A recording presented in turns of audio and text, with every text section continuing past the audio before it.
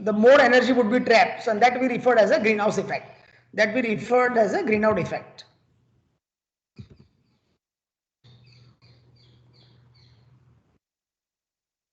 We also have a good knowledge about what are the greenhouse gases, and we are also very well aware about the consequences of global warming. I am not going to elaborate too much over here regarding the consequences, because it's a problem which we are facing since long, and this audience must be aware about the consequences of the global warming. Some of the consequences, like global average temperature has increased, and because of the global average temperature has increased, because of the second reason, melting of polar snow caps, this wind potential, because for wind potential, you know that we require some delta T for the air, and that delta T for the air has decreased, and that is the reason that wind potential has decreased. One would also like to understand that the CO2 concentration, if increase, the temperature, higher ambient temperature doesn't indicate the higher solar insolation. Rather, this more particulate matter reduces the direct radiation, and also the direct radiation convert into scatter radiation, and overall radiation that is reaching to the Earth's surface also decreases. Okay, so one myth, if you have, should be removed, that higher ambient temperature doesn't always mean that higher solar insolation. Okay, there is also energy balance that is managed by the Earth's surface, and based on that we have a corresponding ambient temperature depending upon the insolation, depending upon the CO2 or other particulate matter which are there in the ambient. Obviously, I've talked about the problem. So what are the solution to the problem? Solution number one, very simple: save the energy. If you don't use the, or rather if you don't waste the energy, we should use the energy, but it should be judiciously used, it should not be wasted. So if you avoid the wastage of the energy, obviously something more need not to be generated. So accordingly the consumption of the fossil fuel will be reduced, and the problem which I described earlier can be taken care. Second, this audience also must be aware about the energy efficiency, star labeling, the parallel of this particular, say right now this HTTP on recent trends on renewable energy. Okay, renewable energy is one of the option to the solution to the problem. Okay, so I am coming to that at the end, but before one move to the second option, which is this particular FDP, Atal FDP, one should try the first option, energy efficient appliances. If the cost is justified, you should go for energy efficient. If you are operating the air conditioner for more than 8 hours, 9 hours, you should go for 5-star. If it is less than that, you should go for 3-star or 4-star. So depending upon your purchase power, depending upon you can choose appropriate energy efficient appliances. It is applicable to heat as well as electric operated. We should go for waste heat recovery. We can generate hot water, hot air. We can also produce cooling by the heating using sorption cycles. And we should use better and cheaper insulators. Okay, whenever we have a energy transfer with the help of the fluid, that means wherever we have a fluid flowing through the conduits which are at temperature higher than or lower than ambient temperature, we should use efficient and cost effective, rather in a one word I should say cost effective insulators or insulations. The other option is, we have a two option, either, so remember, suppose you want to procure something, okay, which is costing 1 lakh rupees. You have two options. You save from your earning, your current earning is something, so you save from your earning so that you can procure the thing which is having 1 lakh, costing 1 lakh rupees. Other option is you can increase your earning. So similarly over here, we can explore the other source of energy, and the other source of energy are solar, which can capture the energy through two routes, thermal and PV, and others are, because since the theme is solar for my lecture, so I have segregated the solar, and the other category includes wind, biomass, mini, micro, or today one of the students talked about the pico hydropower plants, and geothermal and ocean. I have enlisted this particular other sources in a chronological order of their potential, or rather their viability. The wind is good competitor to solar, so I have listed first. Similarly, then biomass, mini, micro, geothermal, ocean, they have their own problems. Okay, one should try to get the expertise to find the solution of those problems. Now, if we compare the first bullet, the merit of conventional fuel vis-a-vis that of the characteristic of the solar energy. So it is free of cost. It is free of cost. Yes, it is free of cost. Then what is the problem? Why people are not using? The problem is its harvesting is costly. Okay, it's harvesting because you need, it's a new source of energy. So you need to develop a technology so that harvesting becomes cheaper. Of course, this particular lecture, at the end of this lecture, you should be convinced that the harvesting is not so costly. It's environment friendly, inexhaustible. Problem is energy density, low energy density. Because of this problem, you cannot retrofit the existing system with solar system. Say, let's take example of refrigeration. When we had a problem of this ODP with R12, R11 and so, we tried to find out the substance which can be used as a drop-in substitute. First, our option was, can it be used as a drop-in substitute? Because drop-in is a very economical, drop-in is very economical solution to any problem. Okay, so because of the low energy density, that means in a simple word, the size of the boiler or the capacity of the boiler cannot be simply replaced by the solar collector of any kind in a same area.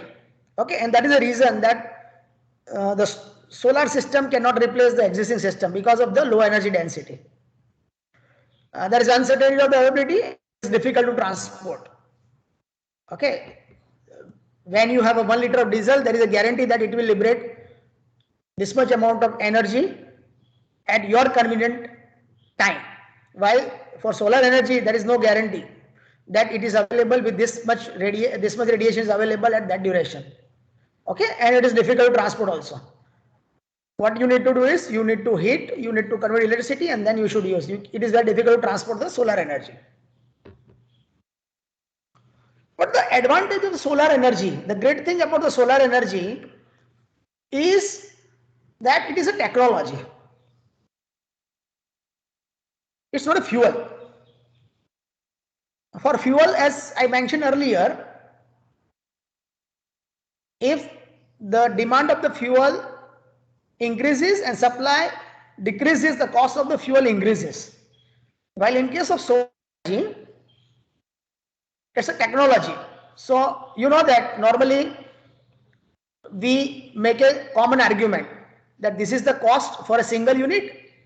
If the unit is produced in a mass, that means in a mass production, the cost can be reduced by 10%, 20%, 30%. Normal, this kind of argument we normally give. This is the cost of one unit, research unit. But when this research is converted into product, the product cost would be reduced by 40% or 50% or whatever number that we can justify. The same argument is over here. It's a technology. Okay, so more we deploy, cheaper it would be. Okay, for example, the solar cell, long back, the cost of the solar cell was around $76 per watt. And now this cost is hardly $0.3 or what. The reason is because more and more solar cell we have deployed. We initially started as a standalone system, and then we in India we have now gone for a rooftop system. Lots of research is also happening in this particular technology. So efficiency has increased. That is the one reason that cost has reduced. And second reason is the technology has developed. And that is the reason that the cost has reduced.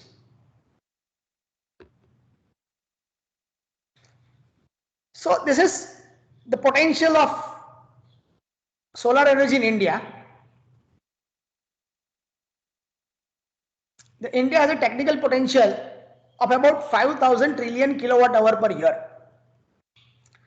I would request the audience to compare this particular number with this present consumption. 1547 terawatt hour. Let's say right now it is like 16 or 17 or 18, or let's say 2000 terawatt hour. Compared to this 2000 terawatt hour, this is the potential. Okay. So potential is, if we have a proper technology or if we implement a proper technology, this solar energy is more than sufficient to cater to our all need. The insolation, for example, since we are in Gujarat, I have taken the example of Ahmedabad.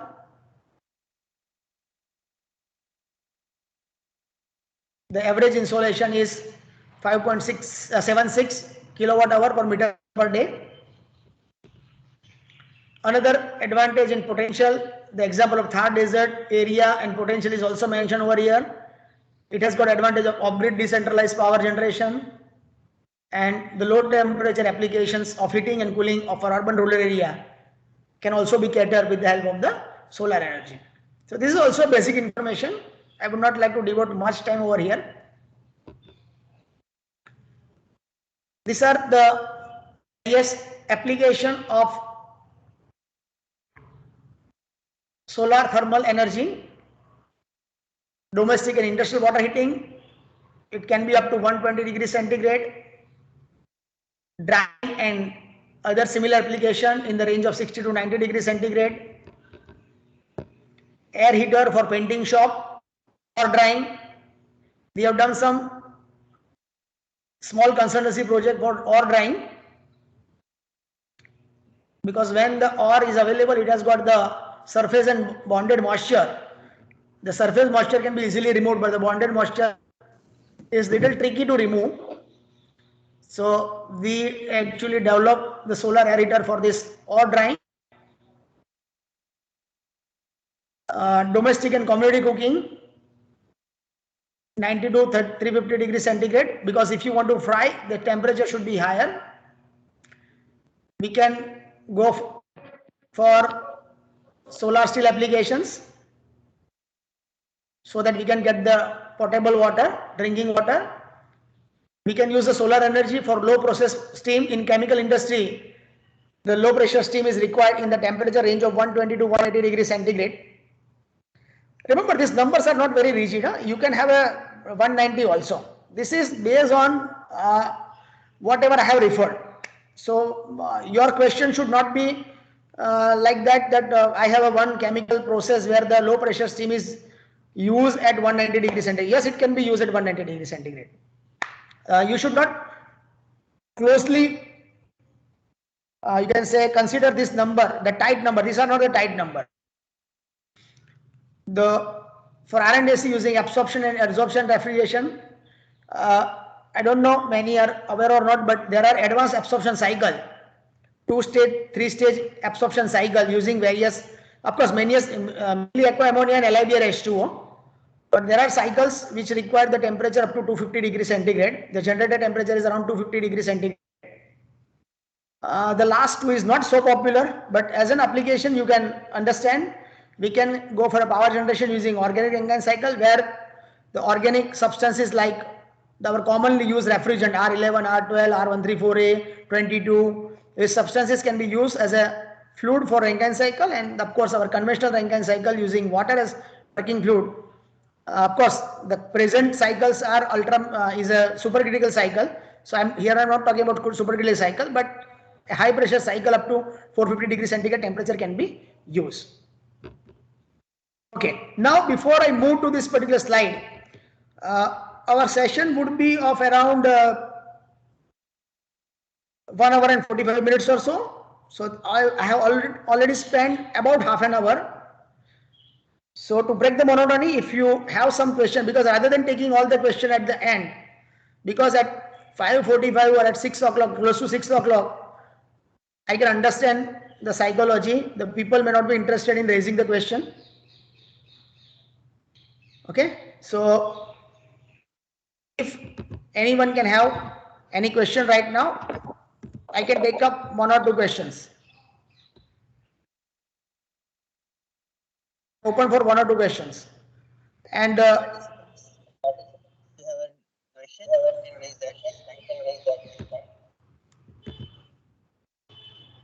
Sarji, they are okay. Okay. I think they are listening to me. So if they have some question, they will definitely raise. Now there is one request to all audience that you know how we operate with the MS Team and Google when we share the screen. So I am busy with my presentation. So it is very difficult, or rather next to impossible, to look at the question in the comment box. Okay. So if you have some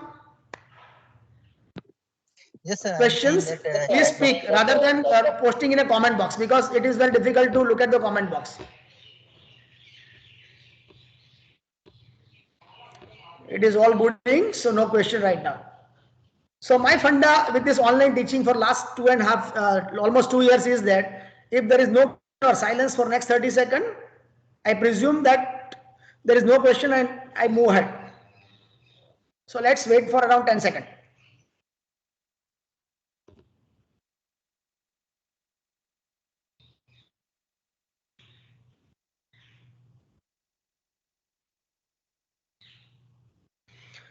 Okay, good. So I will devote little more time on this particular slide,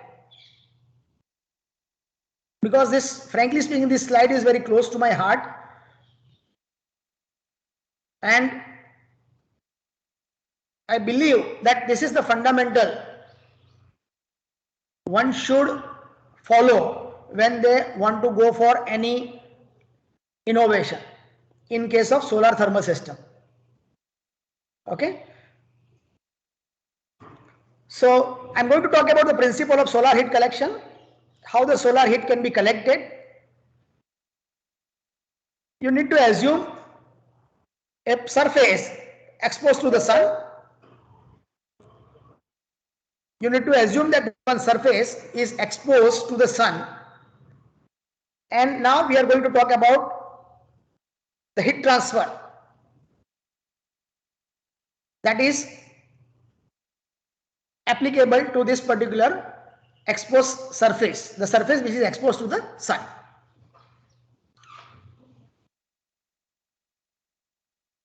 Right now, you should not think of any color, any kind of typical kind of surface. It's a simple surface. Slowly and slowly we will build up, and slowly we will come from white to black, from black to selective, and like that. Okay, so right now just think of a surface which is exposed to the sun. So you know that when a surface is exposed to sun, the top surface would absorb the solar radiation. The top surface would absorb the solar radiation. But there would be heat loss by conduction, convection, and radiation by top and bottom surface. Of course, here I have mentioned the mode of heat loss in our conventional way, but mind well, the major loss is by convection and radiation and not by conduction. Because conduction, using good insulation, we can very well reduce the conduction losses to a great extent. The major loss which is to be targeted or which cannot be controlled under certain design condition is the convection losses and radiation losses. There will be convection and radiation losses by top and bottom surface. So you can understand the first problem. The absorption is only through one surface, okay, while the loss is from the both the surface. While the loss is from the both the surface. Okay. Now, very simple statement, efficiency can be increased by increasing the absorption of solar radiation and by reducing the heat loss. We know the efficiency of any solar collector is equal to ratio of useful heat gain to the solar radiation that is intercepted. Okay. So if you can increase the absorption for a particular area, if you can increase the absorption of solar radiation and if you reduce the loss, the efficiency can be increased. The efficiency can be increased. So now let's understand how we can increase the absorption. How we can increase the absorption. Absorption can be increased by using a surface which can capture more radiation. So we know that the black is a color which is having good absorptivity. So we can use the black surface,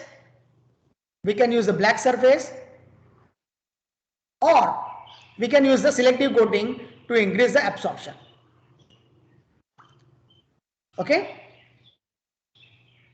There is an advantage of selective coating that I will discuss in a minute. So first thing is, so that is the reason that now at this juncture, all people when they talk about or when they imagine about the solar collector, they quickly imagine that my absorber is looking black. Okay. So why it is black? Because black is having the maximum absorptivity.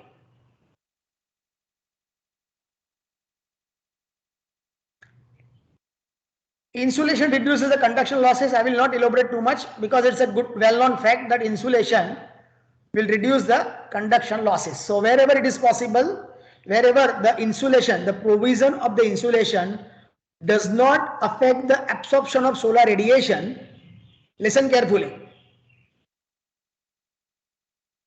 Wherever the use of insulation does not affect the solar radiation falling on the absorber, we provide the insulation. Okay.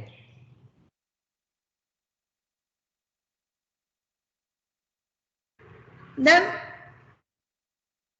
so remember one thing. If this is the first fundamental, but this fundamental you can very well use if your heat transfer fundamentals are clear. Say solar energy is nothing but simply an application of appropriate fundamental of heat transfer, and that is the reason. That since Professor Sukhatme has first written the good book on heat transfer with his phenomenal knowledge of heat transfer, and that is the reason that he has written a very good book on solar energy also. Professor Sukhatme is a man of heat transfer originally, but since his fundamental was absolutely phenomenal, and that is the reason that he could do phenomenal work in the area of solar energy also. So solar energy is nothing but mainly the application of heat transfer, appropriate heat transfer fundamental. Okay. So the convection will tell you that if you have some additional surface, then your convection reduces. So we can use here, of course I have mentioned the glass cover, but this glass word can be replaced by the transparent cover.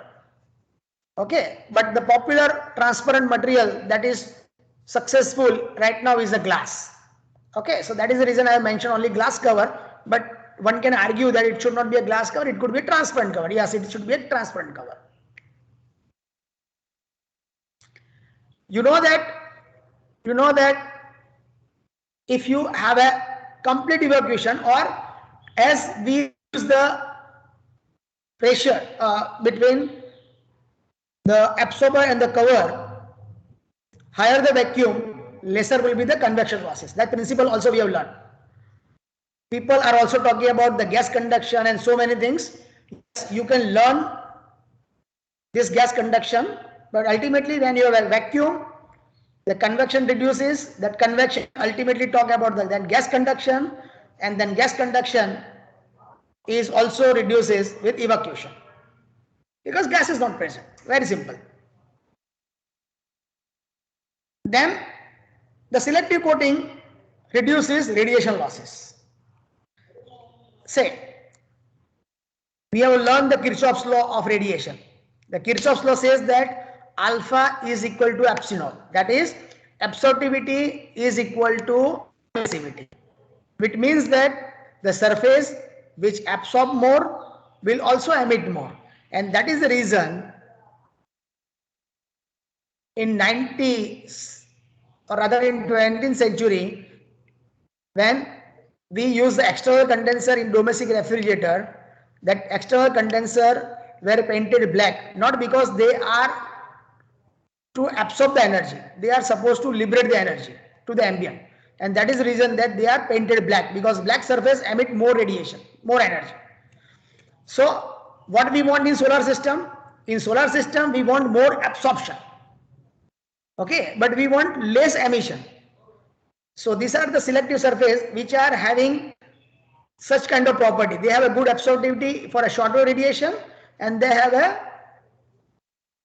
low emissivity for long wave radiation, for thermal radiation. Okay, so selective coating reduces radiation losses.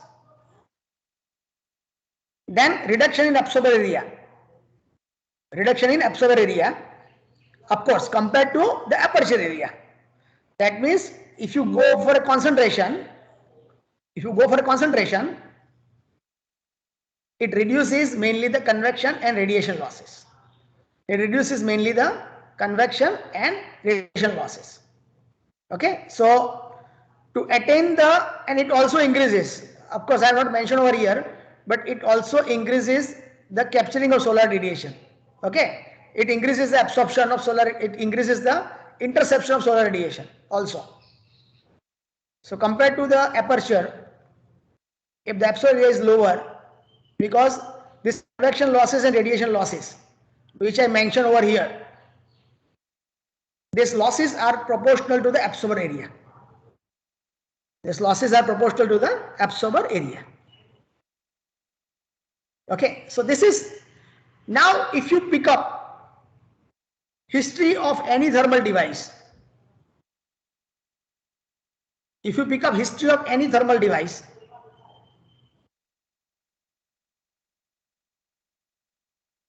the progression of the innovation, it mainly talks about one or more of this particular fundamental. Let's say I am in this particular lecture I am going to talk about the turbulator or the heat augmentation technique. So what the heat augmentation devices do, they increase the rate of heat transfer from the absorber surface.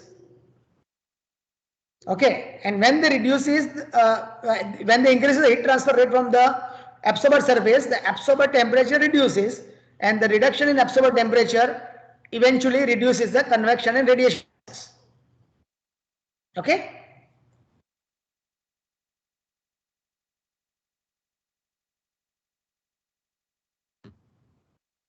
Now I am not going to devote much time on this prior art, and I have selected I think 6 to 7 design only. So the first design is staggered fin double pass.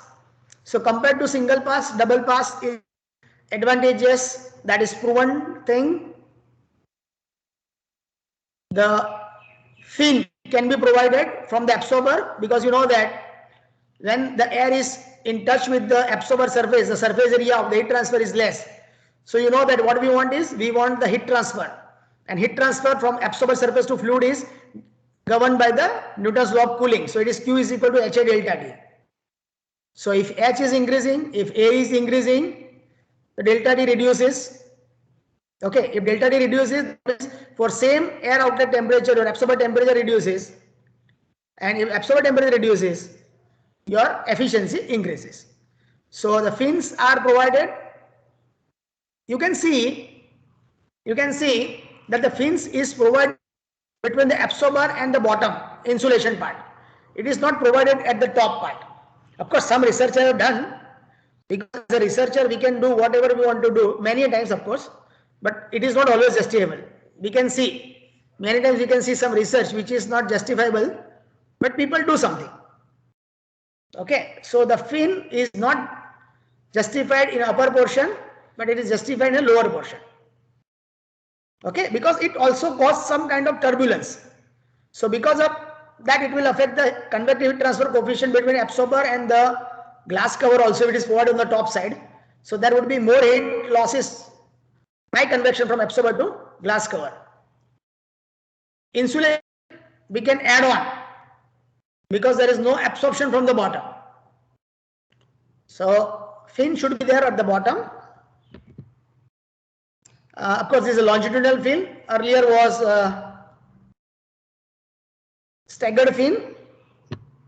These are the fin. Of course, I have not shown the side view, but you can imagine that they are along the same line, but they are the staggered one. This is longitudinal fin, simple. Here, the author have take a chance to provide the fin on both the side. You can decide the operating parameter so that there is no much heat loss from the absorber to the glass.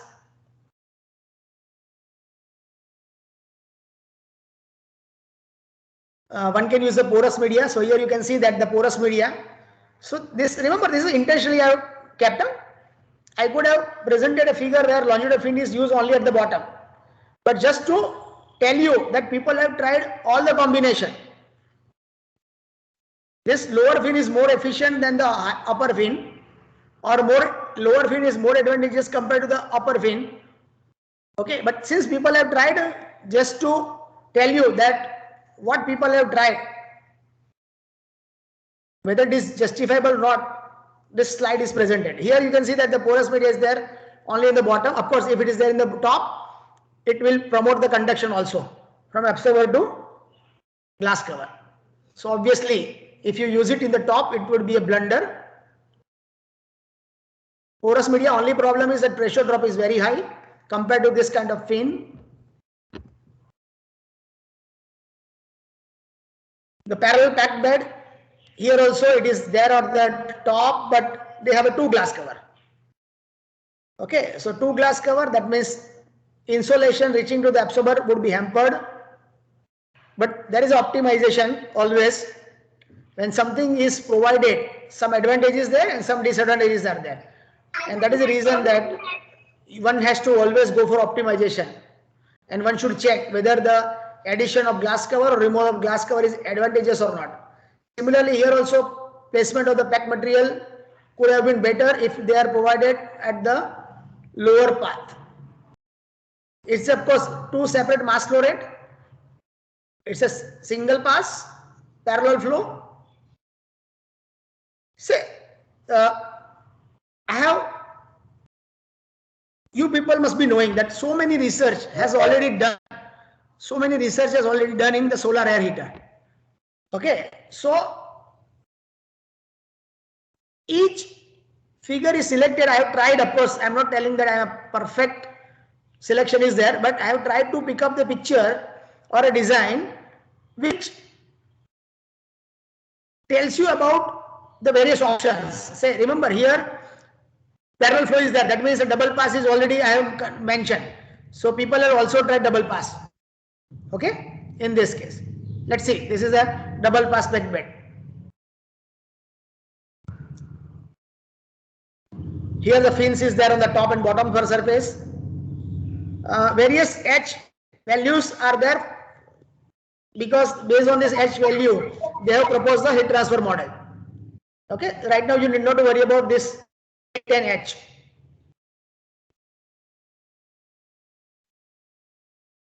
Then the people have also tried to change the shape of the absorber, not by Fin or not by any other augmentation technique, but they have changed the absorber shape to create some augmentation. The slide is not changing. Excuse me. Is it okay now? Are you on slide number 16? Yes, sir. Are you on slide number 16? Yes, Okay. Okay. No, we can see only side number 8. Then I request, if majority of you can see, then I would request you to disconnect and connect yourself again. If you are still at the slide number 8, I am at slide number 16. Many of you are telling that you can see the change of the slide. Sir, Then please, we can see at slide number 16. anyone. Okay. Let's pause for a minute.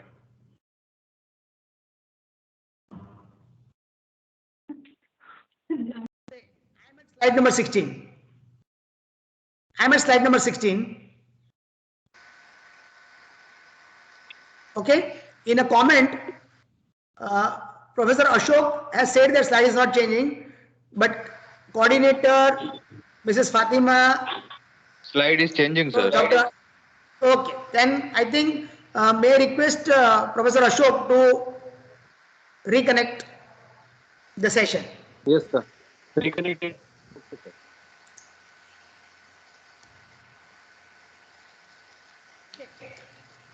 So, if you see the solar air heaters, what we have understood from this particular few of the designs, frankly speaking, hundreds of papers. Now, if you search, so many combinations, turbulators, augmentation technique, absorber shape, orientation absorber shape, so many research have been done. So if I would try to conclude in few slides, the common thing that emerges is that insulation reduces the conduction losses, glass cover 1 or 2, it reduces the convection losses, but more glass cover also reduces the absorption of solar, even 1 also reduces the absorption, but people have proved that at least 1 should be there so that it will significantly reduce the convection losses without losing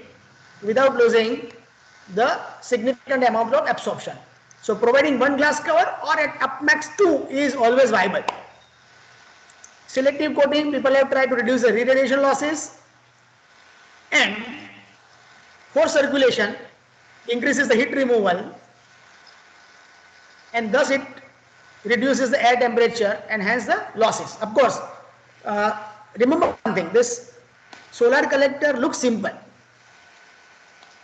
but to design a solar air heater or the solar collector of a given capacity for a given temperature is not so easy. The device is very simple. You have a box, you have an absorber, you have an insulation, you have a glass cover, you have an inlet, you have an outlet, you have a blower, or it may not have a blower, natural convection also there, but normally we have a blower for circulation of air. It looks simple, but when the task is given that give me or design a solar air heater which will deliver the heat at 100 degree, above 100 degree centigrade for more than 6 hours of solar operation, and this should be the output, the mass watt is this much. Okay, then your real iteration starts. Quickly come to the another segment. So remember, these are you need to understand the difference between the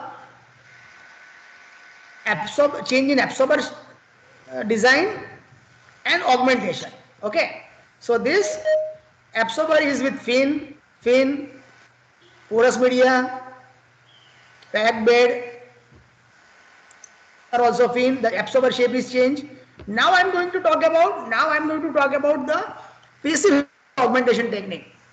You know that if you digested convection heat transfer properly, you know that when there is a flow, there is a development of boundary layer near the physical wall.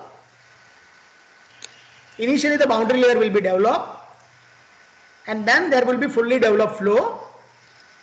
And one simple conclusion we have understood, that the heat transfer coefficient in this boundary layer thickness is less.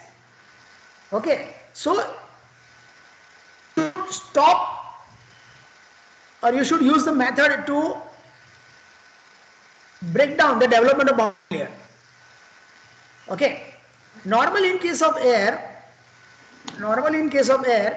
because of lower heat transfer coefficient and because of the property of the air, the convective heat transfer coefficient is lower and the boundary layer growth could be also be significant, and reduction in the heat transfer coefficient is also very significant. So what people had is, they have used the rib.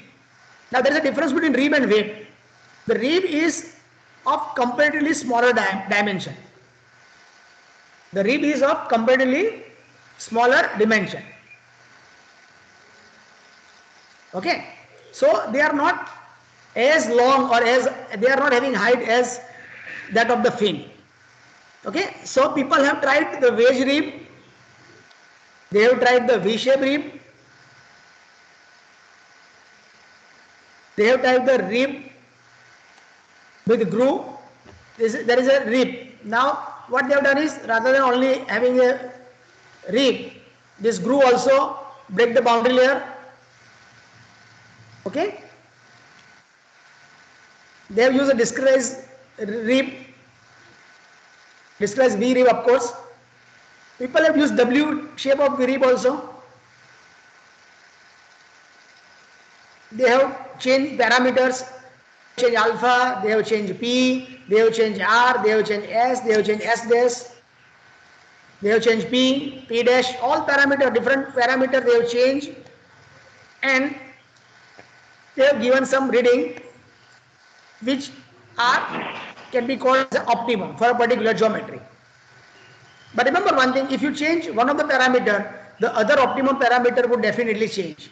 So if you change alpha, obviously optimum value of S, S prime, P, P prime, R would change. And remember one thing, this material is to break the boundary layer. Okay, so the conductivity will play, of course will definitely play a role, but the conductivity will not play a major role of this particular material. Of course they act as a fin to some extent, very shallow fin, so but not to a great extent. Then people have tried V-shape rib with gap only. This is, you can understand the difference. The material over here is placed over here. Here this material is scantily removed. So V-shape rib with gap. One author has done the comparison, V-shape, multiple V-shape and multiple V-shape with gap. I have not included the figure, but in one of the research paper, the gap is also not in the same direction, in the same line. In one rib, the gap is over here. There, the gap is somewhat over on the right hand side. Then the gap is on the left hand side. Then once again over here. People have tried so many combinations. It is very, if I include everything, then it will be a lecture only on the literature review and not some novel work that we have done. People have tried the transverse broken rib also. Then they have given the gap, inclined rib with gap. So D, W, 5 numbers are there, and they have tried to propose some optimization. Once again here I would like to tell you, if this is 60, optimization different. If this is 70 or 50, this optimization will slightly shift. Okay, because heat transfer is somewhat complex. Then incline and transverse rib combination. People have tried a chamfer rib. That means the inclination does not start from the absorber surface, but they have used the chamfered rib also.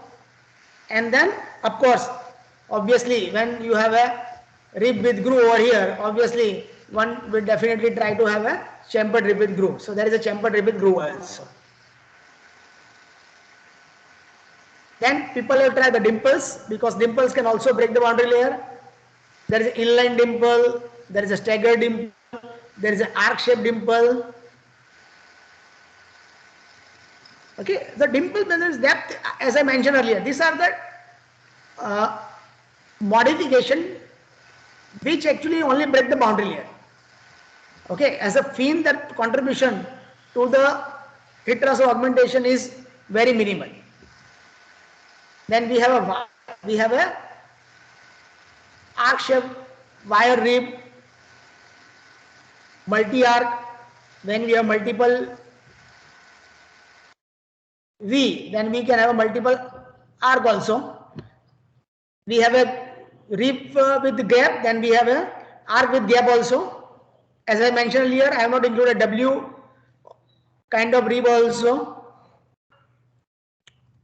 I just tried to pick up the different category. The category as a heat transfer augmentation technique is, one is rib. Try to understand the category. If one is interested in a particular category, he or she can download so many papers from the website of reputed journals or reputed publishers. Okay, so rib is one category, the dimple is another category, and then the wire, okay, wire roughness is another category.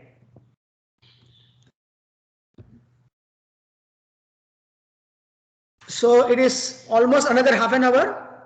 If you have any question, because now I'm going to talk about the work that we have done. Hello, sir. Hello, sir.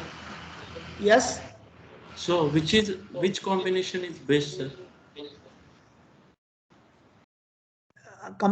You are talking about the earlier geometry combinations you have shown, no, sir. Means rough arc shape, V shape, dimple rib. So, which combination is best, or how we can decide this is best, this is not good, like that? Yes. Say to decide. Say, remember, all this researcher, they have given the increase in heat transfer and increase in friction factor. Remember, the hard fact is, when you make any attempt to increase the heat transfer, the associated pressure drop also increases. So initially, during initial paper, you won't find the one parameter which is called overall efficiency or thermohydraulic performance parameter. But now this parameter is very popular. So my single answer is, depending upon your temperature requirement, depending upon your mass flow rate, depending upon your size of the air heater, anything could be better. So there is not a unique answer that arc shape is best or a rib is best. Okay, what is best is, you should experiment and you should try to find out the configuration which is having higher thermohydraulic performance parameter, because it talks about both heat transfer, enhancement in heat transfer, as well as enhancement in the pressure drop. Okay, so Professor, I would not like to give a straightforward answer that which is the best, because if I say arc is best, under certain condition the arc may not be the best, but the dimple may be the best. So depending upon your application, you can refer the literature and accordingly you can choose the augmentation technique. Is it okay? Yes, sir. Yes, sir. Okay, sir. Okay.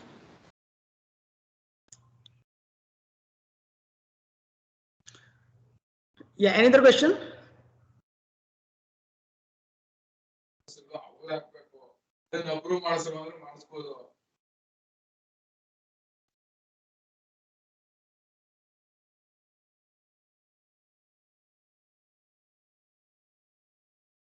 Okay.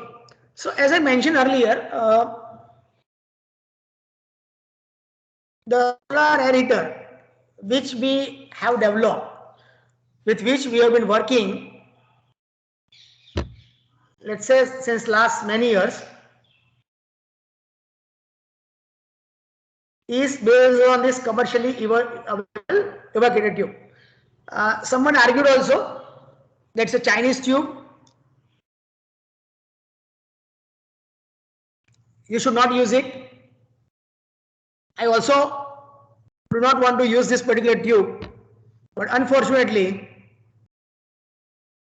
I am ready to pay little higher, but to my knowledge, the cheapest available vacuum insulation is available in this tube only, to my understanding, for solar application. If a day I will find a suitable option which could be little costly, I am ready to accept that. But till date, you know that of course we have reduced the trade between trade with China, but we have not reduced to zero. So let's hope that sooner it will be reduced to zero, and at that time we have alternative available to this evacuated tube. Okay. Few manufacturers have started manufacturing this tube in India, but it happened to be very costly. That happened to be very costly, and they have stopped the production in this competition with China. So yes, I do agree that this is Chinese tube. Okay, but right now one has to work with this Chinese tube. So the some of the properties are dimension and properties are mentioned over here. And when we tested this particular tube with stagnation condition, the temperature that we got around 246 degrees centigrade, the manufacturer also mentioned the stagnation temperature about 200 degrees centigrade. So first we confirm. Okay, that was the easiest thing that we can confirm. Of course, the dimension one can measure, but the stagnation temperature that we confirm, that actually gives the initial, that stagnation temperature, to my understanding, give you the feeling that what would be the working temperature. What would be the working temperature? Okay, if your stagnation temperature itself is very low, then obviously it is not possible to go for a higher temperature. So we wanted to have a temperature around 200 degrees centigrade. So obviously if stagnation 246, we thought that it is necessary to go for a concentration, or it is necessary to concentrate the solar radiation to extract the heat at a high temperature.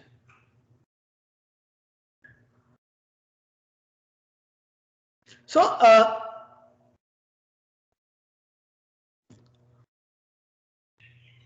first to decide the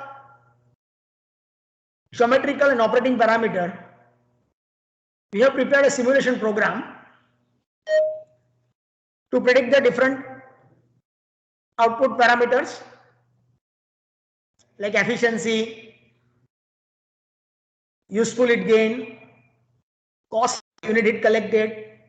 That is very important. The cost per unit heat collected is very important parameter to decide the type of the collector that we use for a particular application.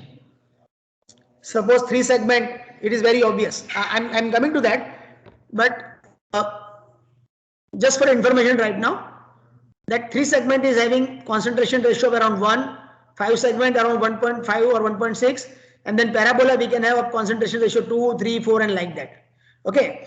So the temperature which can be delivered by 3 segment can be easily delivered by 5 segment and parabolic. Okay. Then how to decide which collector is to be chosen? Okay, so that is decided, that can be decided if you calculate cost per unit heat collected, and that cost include initial cost also as well as running cost. Okay, so if that kind of cost is involved, because my title of my presentation is low cost. So when you talk about a low cost, high efficient, that means efficiency should be higher compared to the solar air heater at a lower cost. Okay, at a lower cost or at a similar cost. Okay. The simulation program is prepared a single program is prepared to take care of various kind of reflector and various concentration ratio rather, I would say. If you change one parameter, then accordingly by this selecting the parameter, I can select the 3 segment, 5 segment and parabolic reflector of a particular CR. Okay, I'm not going to elaborate too much, but this just for information. The simulation is done from the first principle. We have not used any software. The simulation is done from the first principle, and various heat transfer rates are evaluated to predict the efficiency, useful heat collected, and as I mentioned, cost per unit heat collected. So this is the simple diagram with important temperatures so that so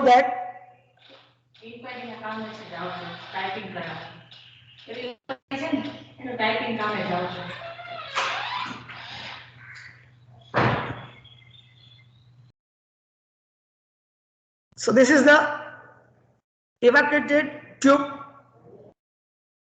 collector as air heater, as ambient air heater with novel turbulator. So now let me just tell you what we have done. This commercially available tube which is mentioned over here is having only one opening. So first of all, for the forced circulation of air, you should create the fluid conduit. So what we have done is we have inserted one metal tube. Which is referred here as an air tube. And this metal tube is inserted, the metal tube is inserted to create the fluid passage. The metal tube is inserted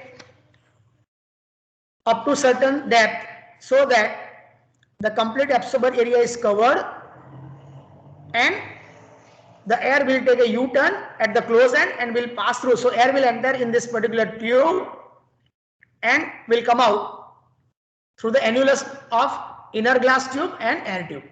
So air will enter over here, will travel from one end to other end.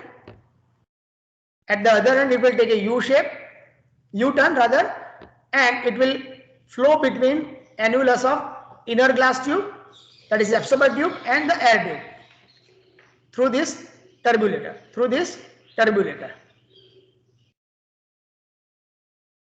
Okay, this is a novel turbulator, helical wiry turbulator.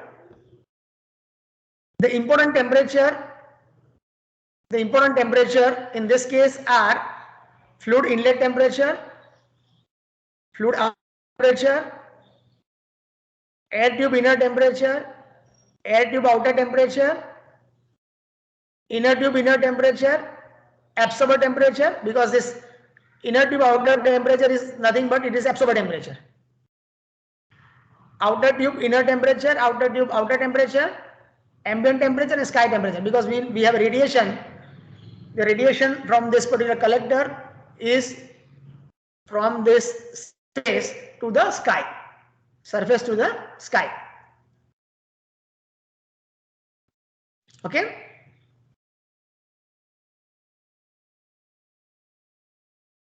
Now, to determine the efficiency of solar air heater, one need to calculate the solar radiation falling on the collector and useful heat collected.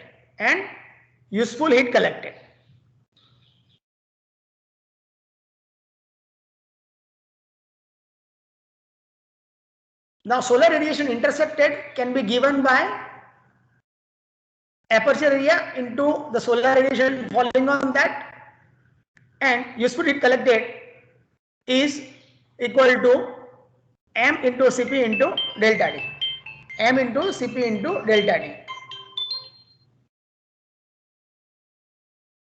Okay. Now this calculation is very simple. When you perform the experiment, because when you perform the experiment, you can have an aperture of the solar collector, You can measure the solar insolation with the help of the pyranometer. You can measure the volume flow rate of the air. From that you can calculate the mass flow rate. You can measure the inlet and outlet temperature. But when you do some simulation, at that time, this fluid outlet temperature, the fluid outlet temperature is not available, and that actually this fluid outlet temperature has to be predicted. Because the simulation you can do, fluid inlet is fluid outlet, fluid outlet temperature is not known and it is to be predicted, or it is to be estimated rather. The simulation you can say that what you want to calculate? You want to calculate that for a particular geometry, that means for a particular aperture area, at particular insolation, if certain amount of mass flow rate is circulated through this collector or any of the collectors, and if the inlet temperature is known, what would be the outlet temperature? What would be the outlet temperature?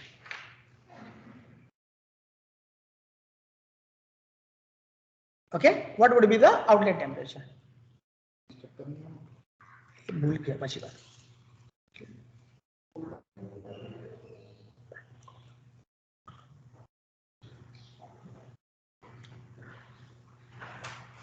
Okay, now to estimate the fluid outlet temperature,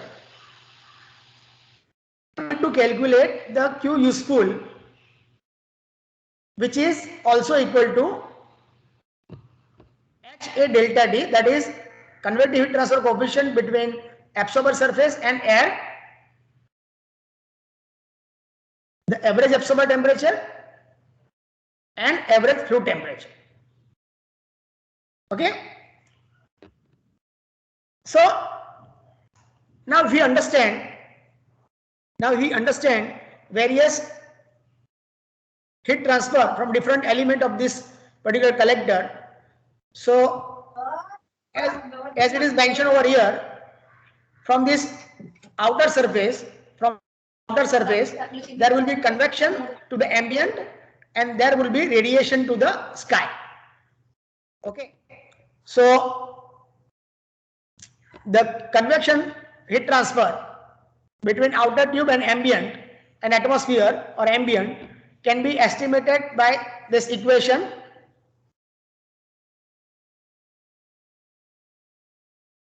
and radiation also to be estimated, using this equation. The convective heat transfer coefficient can be calculated depending upon the orientation of the collector. The various correlations are available. It's a natural convection, so various natural convection correlations are available. The outer tube temperature is also not known, so it is also to be evaluated iteratively. So the problem is not as simple as it looks, well, it is not as difficult as one may feel. Okay, but yes, your fundamental of heat transfer must be clear and it should be appropriately applied to the geometry.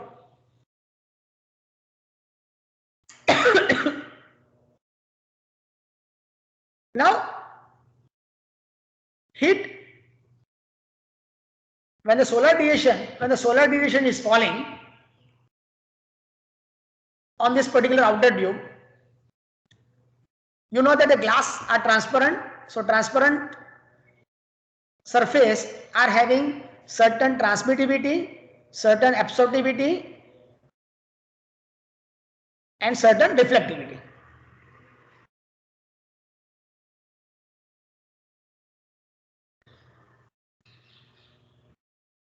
Okay,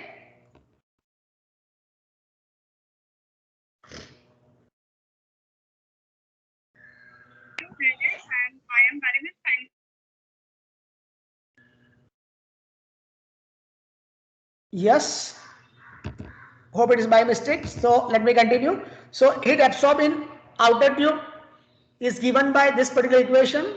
heat reflected from that tube is given by this equation, and ultimately heat absorbed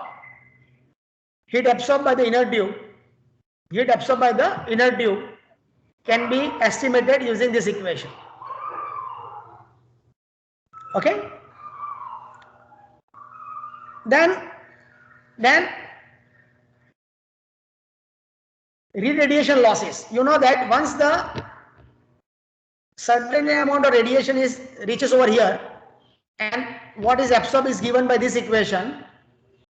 So that absorption will have two effects. This absorber surface temperature increases, heat would be conducted through the absorber thickness, okay, and it is then convected to the air.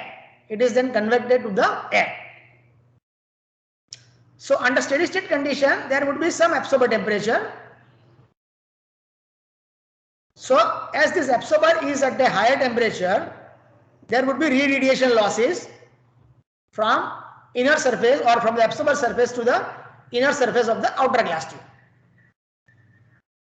Okay, so that radiation losses are estimated using this equation, and this effective emissivity can be estimated by the equation of the effective emissivity of the two concentric cylinder. That fundamental also one has learned in the heat transfer.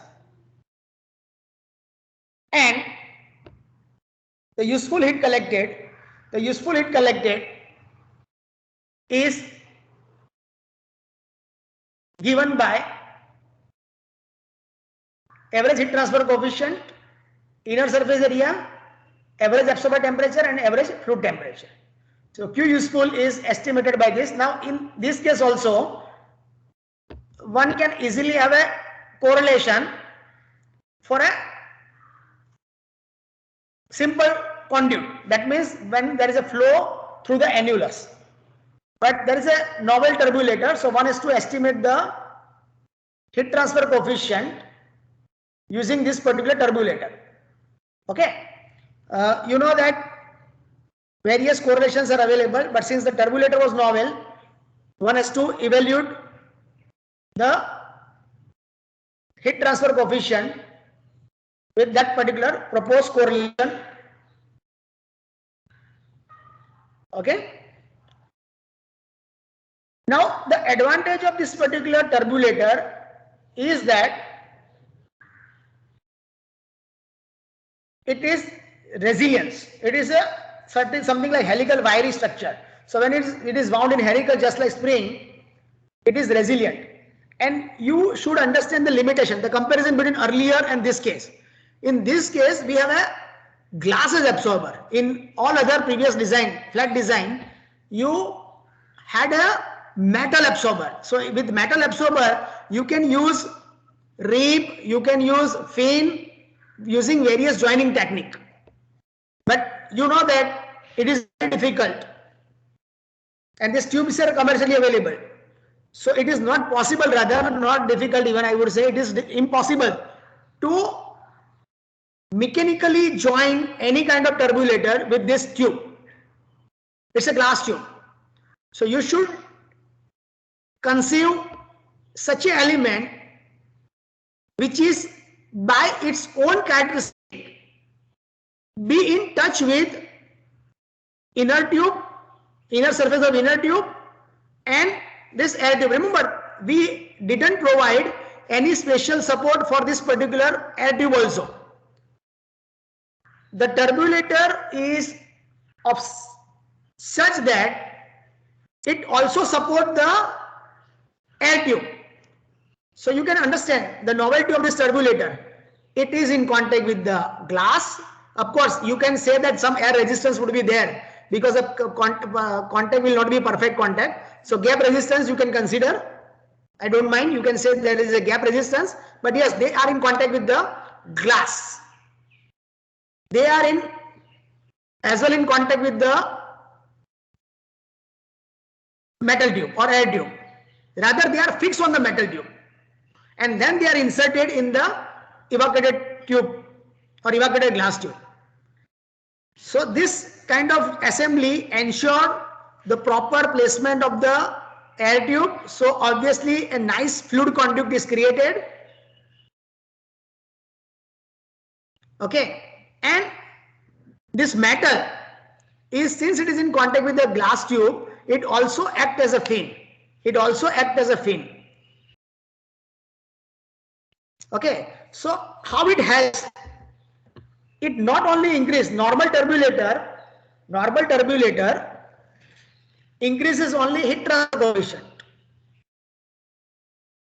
Okay, but this turbulator is not only turbulator, it is also acting as a fin, so it also increases heat transfer area. And another novelty is that it's of a wire shape. So the blockage area, just like fin or porous media, the blockage area is also minimum. Okay, and because of the blockage area is minimum, the pressure drop is also minimum. So here I would like to tell you that this thermal model is very briefly mentioned, because this thermal model, if I write down all the equation of thermal model, then it would be more than, with the same point, it would be more than 100 slides, and that model itself will eat up so much time. So just to tell you few things, you need appropriate correlation to find out heat transfer coefficient at appropriate place. Remember one thing, when you use heat transfer coefficient in annulus, when you talk about heat transfer coefficient from glass to air, the outer surface is heated. When you talk about heat transfer from air to this metal tube, the outer surface is at a lower temperature than the fluid temperature. So for precise estimation, the heat transfer coefficient is different. In case of annulus, those who are working in area of heat transfer, they must be aware that when you predict the heat transfer coefficient in annulus, there are three different options. Outer surface, inner surface heated, and there is heat transfer from both the surface. And when there is heat transfer from both the surface, there are also two different models. Both surfaces at a temperature higher than the fluid temperature, or there is a temperature gradient. Common problem is there is a temperature gradient from outer to inner or inner to outer. Okay, so appropriate correlation is very necessary. Appropriate correlation is very necessary.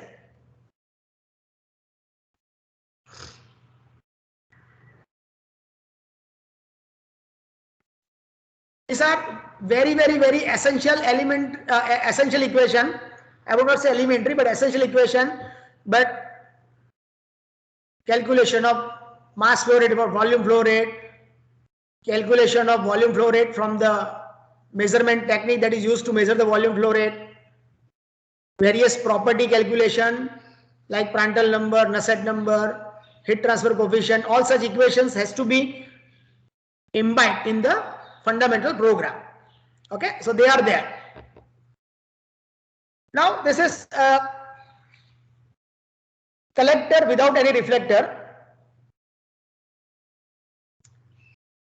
The 10 tubes are used to prepare this particular collector. Of course, right now in this figure the connections are not shown. This is the blower outlet is given to the inner or another inlet header. So the inlet header actually is connected to the air tube. Inner header is connected to the air tube. So inner header is connected to this air tube. So air can enter in the inner tube. The air will flow through inner tube from this open end to the close end. At close end, it will take a U-turn, and then it will flow between flow through the annulus of inner glass tube and the air tube, and it will collect it through the outlet header. So the outlet header is actually exchanging with all the annulus. This outlet header is exchanging with all the headers, and then air can be collected, can be taken to a required place. Okay, you can vary the mass flow rate, you can vary the volume flow rate, and accordingly your air temperature, desired air temperature can be increased. The number of tube will depend upon your total heat requirement.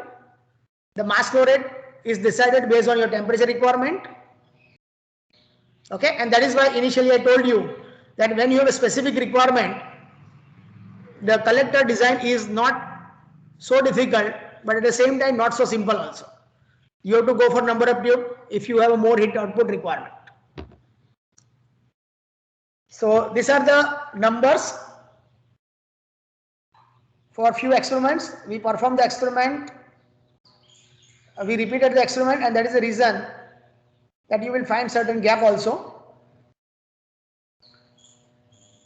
So it was experimented with a mass flow rate of 5.4 to 23.04 kilogram per hour. These are not the integer number because the manometer deflection of the orifice meter was the integer. So accordingly, one need to calculate depending upon the density of air. One need to calculate the mass flow rate. The maximum temperature that we got is 134. The corresponding inlet temperature, corresponding insolation. We actually tried to capture the number very close to solar noon and the efficiency. Now what you can generally conclude, the general conclusion, you would say, sir, these are the very common conclusion. Yes, these are the very common conclusion. But you need to at the same time remember the number also. So as the mass flow rate decreases,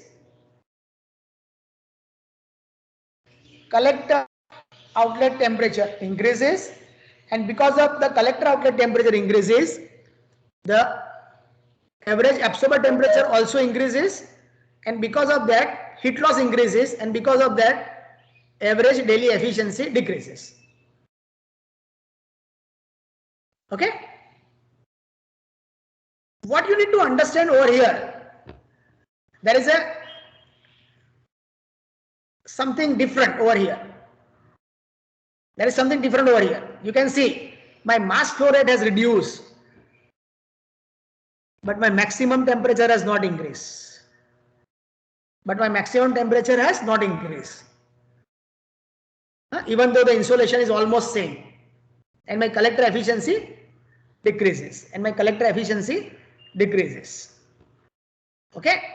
So what one need to understand from this particular 4 experiment, that it is not necessary always that if you reduce the mass flow rate of air through the collector, you will get higher and higher temperature. Okay. There are 2 contradict phenomena that will happen, or that actually happens. When you change the mass flow rate, let's say when we increase the mass flow rate,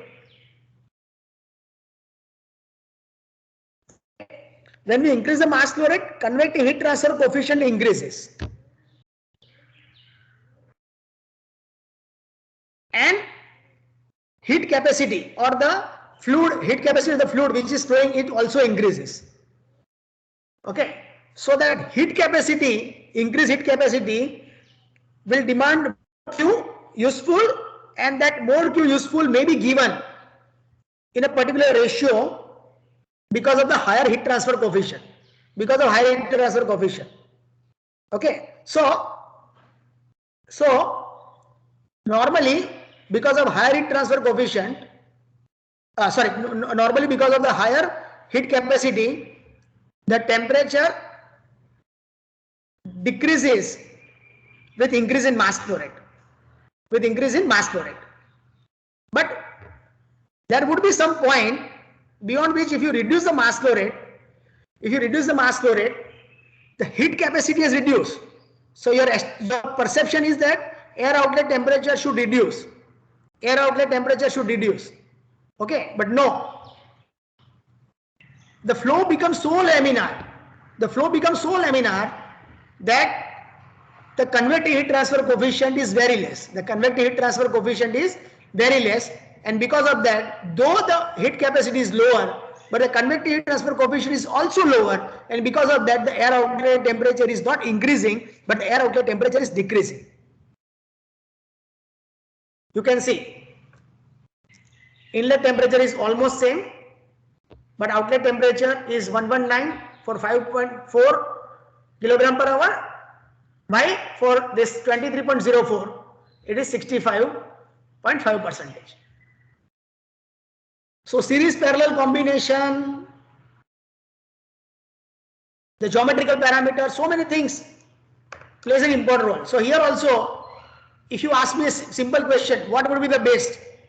So that best will depend upon your temperature, your geometry, and your mass flow rate. So unit best. So always you need to find out the best for your requirement.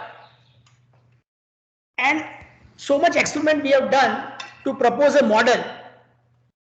Of course, we have done the experiment model we are bringing out. The solar experiments is very difficult to repeat in situ. Of course, real test field condition is very difficult to repeat. So the model is not, but we are trying to propose a model that suppose you say that this is my outlet temperature, we should be in a position to give you the optimum design. Whether you should go without reflector, whether you should go with 3-segment reflector,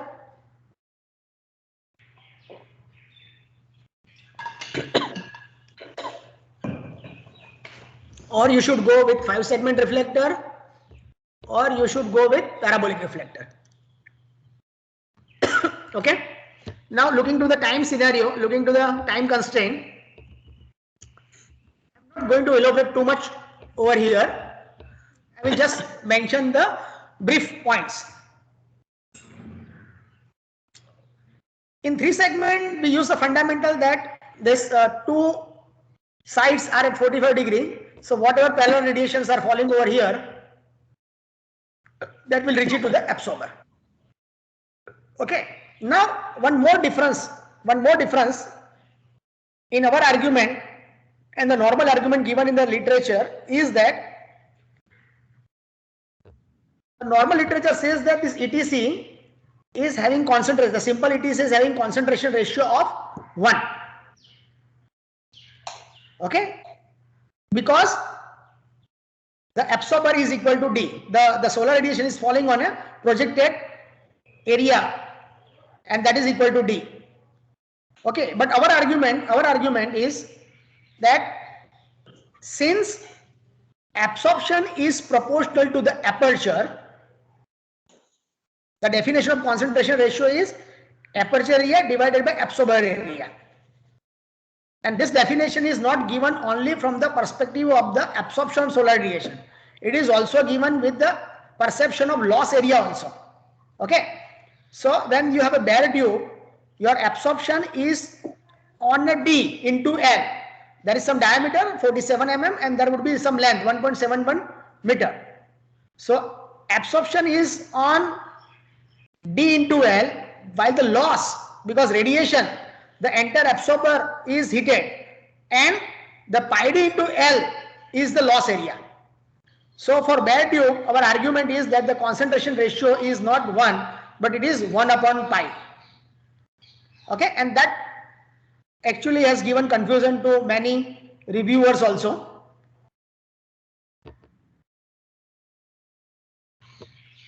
So in this case, since it is at 45 degree, this would be total area would be equal to the circumference of this by virtue of the geometry. That if you are interested, you can calculate. If you can understood quickly, that would be nice. If it is difficult to understand, you can calculate later on. This concentration ratio would be 1 because aperture is equal to the pi d. With this, I am not presenting this chart. The collector was tested for 4 volume flow rates between 62 to 87 LPM. The maximum temperature was 147 degrees centigrade. Efficiency range is also mentioned, very good efficiency. And for 87 LPM, the maximum temperature was 122 and efficiency was as high as 50%. And for 9 to 4 hours, that means for 7 hours, the temperature was about 98 degrees centigrade. So what my argument is that suppose your air temperature requirement is just to cater the need of some drying. Okay, suppose your requirement is for drying at around 80-90 degrees centigrade. for 7 or 6 hours of solar operation, you can simply do away with the 3 segment rather than 5 segment or higher concentration ratio. Similarly, this is 5 segment where these 2 segments are at 30 degree, and these 2 segments are at 60 degree. So what we ensure, whatever parallel radiation is falling over here, that will reach the absorber, and this is reaching to the absorber over here like this. So this concentration ratio is around 1.6, precisely 1.5 something, so can be considered as 1.6. And this is also tested for 3 volume flow rate between 80 to 90. The temperature was above 170 degrees centigrade for 7 hours. So you can see that if your requirement is around 150 160 degrees centigrade, you can easily work with this 5 segment reflector. And remember one thing, here axis of this particular collector is kept east west, and the aperture was tilted. The aperture was tilted every week, and the tilt angle is equal to phi minus delta. The tilt angle is decided from the equation phi minus delta. Okay, so that means it is also not required the continuous tracking. Every week you can consider 3 days prior and 3 days later. Okay, you can calculate the tilt. Suppose you want to change the tilt at every Monday, you can calculate the optimum tilt for the Thursday or Wednesday, and that can be set for 1 week. So tracking is also not required. These are all the observations without any tracking, a continuous tracking. You need to track only once in a week. Then this is 3 parabolic reflector. From the prediction for CR2, you can see that as temperature increases with same insolation, your efficiency decreases, and for same temperature, as your insolation increases, efficiency is increasing. So the predicted efficiency for CR2 is as high as 72%, and for 300 degrees centigrade it could be around 35%. So this 35 is also very good efficiency if you get temperature of 300 degrees centigrade. The normal solar aerators are operated in an efficiency range of 20 to 30%. Okay, and the temperature, outlet temperature is around 100 or 90 to 100 degrees centigrade. Here for 100 it is always. And one more thing, the slope, of course I have not presented over here, but the characteristic slope of this collector is also less. That means the drop in efficiency with increase in temperature is also very less. So these are the initial performance. Here you need to understand one thing, that here you can see that efficiency increases during the afternoon hours. Though the insolation reduces, the efficiency increases. The reason is the release of the heat stored by the turbulator and the air tube. Okay, you can see that the efficiency increases. If you prolong the experiment, after some time the efficiency will decrease. Okay, so that all depends upon the thermal mass that you incorporate. So the material, mass of the material, heat capacity of the material, all things will affect the performance. So if in your experiment, because I have observed some student, if the efficiency is not in line with the insolation, they manipulate the data. No, you should try to find out the reason, because what you are getting is the fact. What you are getting is the fact. So first you should try to investigate the fact, why you are getting higher efficiency. Okay, this could be the reason, that the heat stored during morning hour by the turbulator and the material that would be released. You must have good heat capacity of the collector, so that will be liberated, and that you will have a higher efficiency in afternoon hours. Okay, so This is the last slide. We have actually tested for same mass flow rate, but that is not the correct comparison, because when we test for the same mass flow rate, two collectors simultaneously, one with reflector, one with turbulator, other without turbulator, the correct comparison is with same air outlet temperature. So we actually regulate the mass flow rate to adjust to get the same air outlet temperature. Here the improvement is 2.1 times. Here the improvement is 2.5 times. Of course, the pressure drop was increased by 4 times. You know that the thermal hydraulic performance parameter will have Nusselt number divided by friction factor is to 1 by 3. Okay. So the thermal hydraulic performance parameter of this collector is very good. I have not presented over here because of some reason. Okay. So, and this particular collector is good economics when they are used for a particular application like drying, or they can couple to the absorption or adsorption system. That economics is altogether different part. And this cost of this collector right now, because of the increase in cost of material, the cost of this collector with CR2 is around 14,000 rupees per meter square. Rupees 14,000 per meter square. So with this, the cost per unit it collected is far better compared to the conventional solar aerator. So with this, I would like to stop here. If you have any question, you can ask.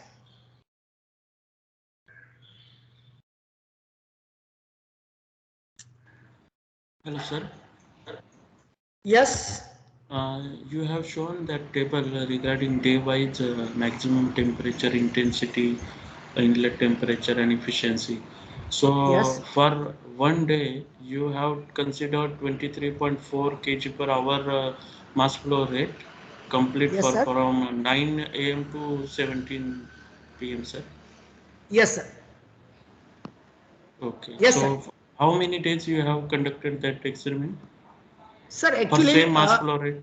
same mass flow rate, we conducted the experiment for 3 to 4 days, minimum 3 days. Okay. So average of that we have to consider. Exactly for solar operation, uh, average cannot be considered, but choice is yours. You can go for a conservative number or you can go for a best number. Because remember, Maximum. in solar, what you will average? Only what you can average is average output. Okay. Day-to-day reading is, because suppose today at 12 o'clock the insolation is 1000 watt per meter square, it may possible that it is vary by 10 to 10, 20 or 30 watt per meter square for a particular next day. Okay, Okay, correct. so Yes, sir. averaging of final reading is always advisable rather than the continuous all the reading. Okay, okay. And you have considered means compare two systems, right? With regulator and without reflector, I think. No, with turbulator and without turbulator. Sorry, with turbulator and without. So you Without. have used only one system, sir? No, no, I tell you. Sir, When we perform yeah. Give me some. Let me explain. When we perform the experiment, all the time we prepared two identical setup, one with turbulator and other without turbulator. So be it without reflector, be it with 3 segment reflector, 5 segment reflector, or CR2, 3, 4.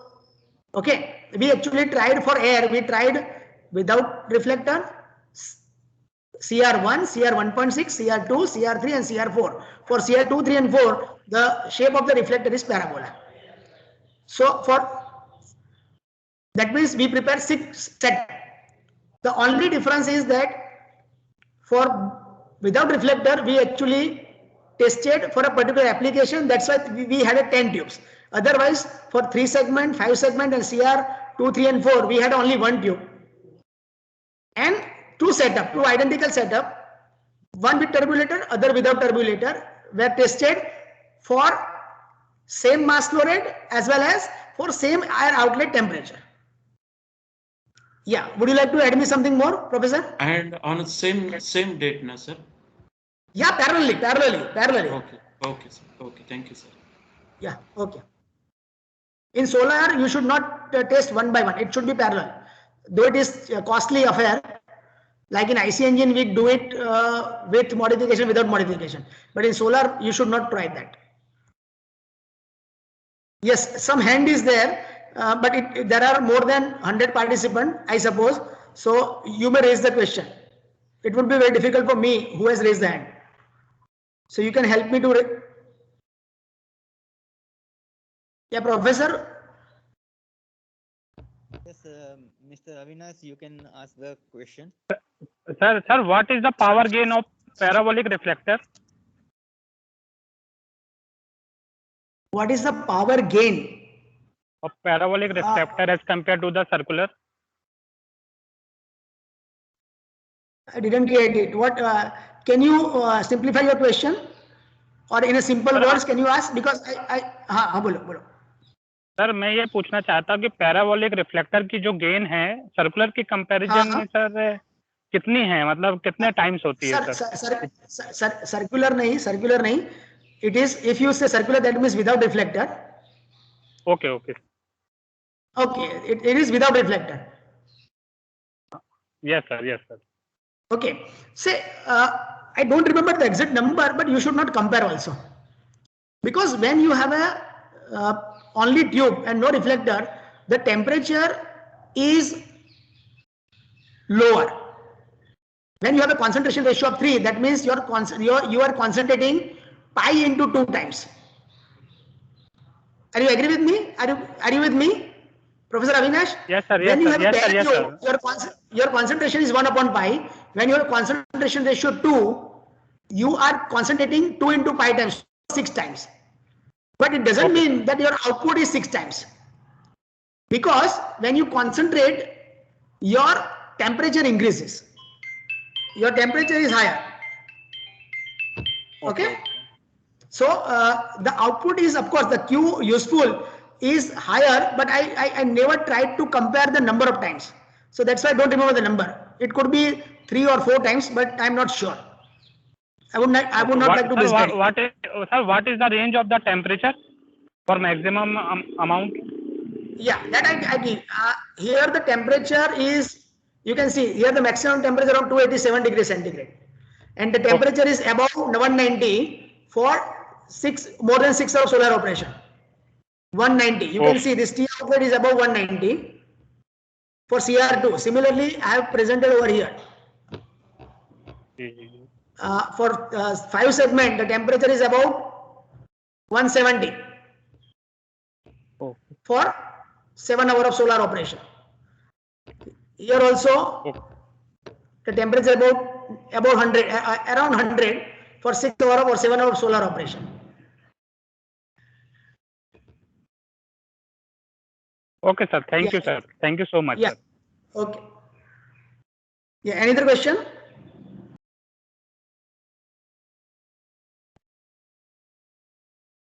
The participants, if any question, you can ask.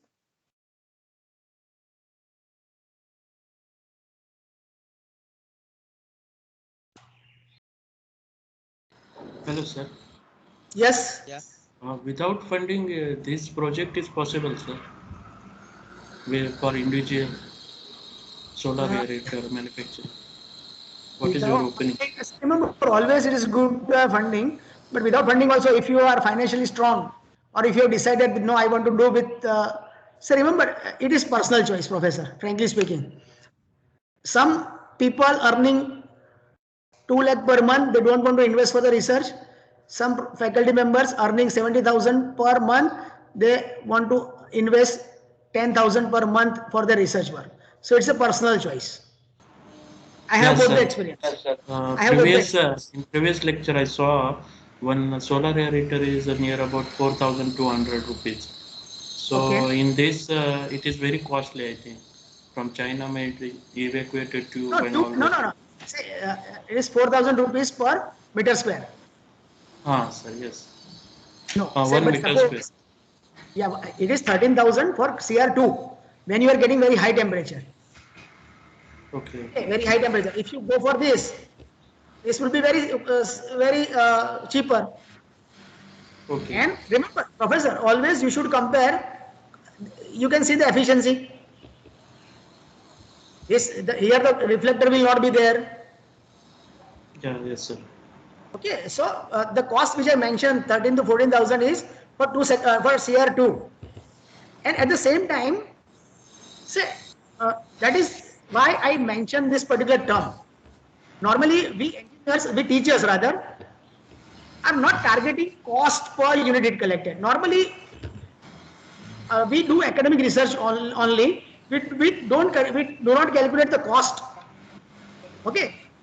So remember, if cost per unit collected of my innovation is lower, then and then one should go. If you get a better or cheaper system, because Yes, cost sir. per unit collected will consider everything. It will consider efficiency of the collector as well as cost of the collector. Yes, So sir. if your Correct. cost per unit collected is lower, you should go for it. Okay, okay, sir.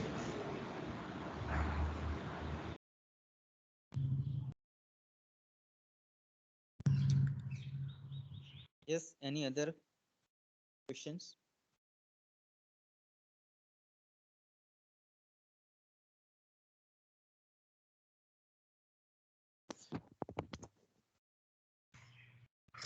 So there is no question.